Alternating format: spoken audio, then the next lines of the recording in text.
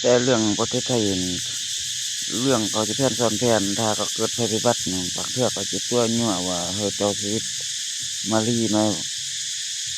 ภัยพิบัติจะนั้นจะนี่อยู่ลาวก่อนนะครับเวลาคันเขาที่อยากได้เมืองลาวตอนนั้นแล้วเขาก็เอาคนไทยมาว่า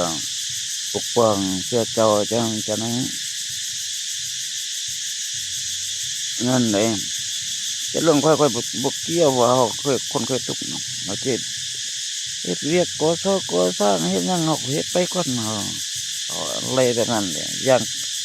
อาจจะบ่วิตง่ายๆคันคือเฮาเนาะถ้าลูกชายเขาบ่ใหญ่จนฮอดอัน2030หรือว่า31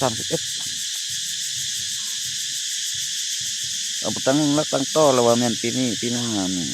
เราคิดว่าคงสิแม่นตอนนั้นแหละก็อายุบ่ฮอดเทื่อ50 40ปลาย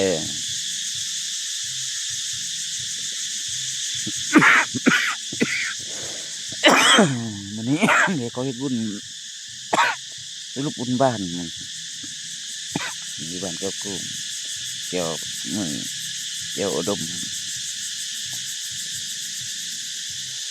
เจ้าชีวิตนี่จะได้โชคดีดวงช่วยนี่เขาแนะนำมันบุญตะล่วงแนะนำมัน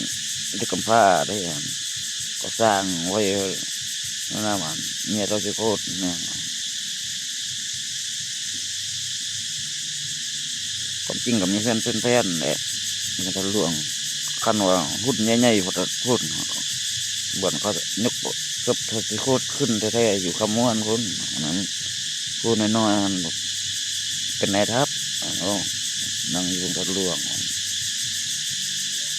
เขาก็แปลว่าเจ้าจะซีมดโคตรบ่คนอื่นตั้งว่าเป็นเจ้าซีโคตรท้าเอาอันนั้นอย่างนั้นบางเทื่อว่ามาว่าได้ดวงดีกลับไปไทยว่าได้ดวงช่วยกว่าเก่าวัดอันเขาคนลบอเมริกาอิสราเอลไทยก็อยากยัดเยินเงินบาทก็ลงไล่วันนี้มันก็เงินบาทเนี่ยขึ้นตามเงินดอลลาร์ได้ตกเงินอิสราเอลอะไร